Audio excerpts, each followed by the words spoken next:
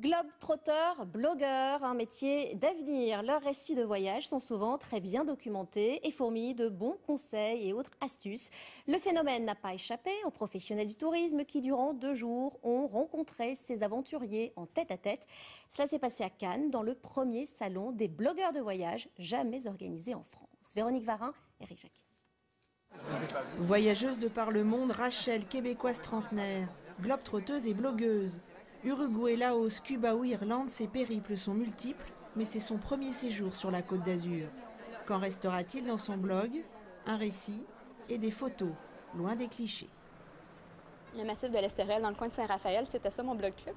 Donc, j'aimerais beaucoup présenter cette facette-là du milieu naturel avec les falaises rouges, ce côté-là que moi j'ai beaucoup apprécié parce que dans mon blog, en fait, j'aime beaucoup présenter les milieux naturels et tout. C'est souvent du live ou pas longtemps après l'avoir vécu.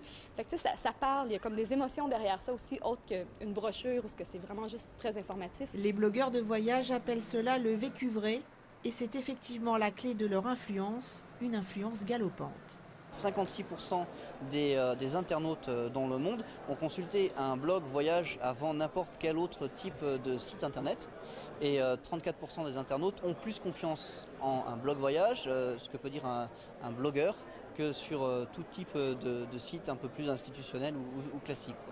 Pour les professionnels du tourisme, il était donc impensable de rater ce rendez-vous.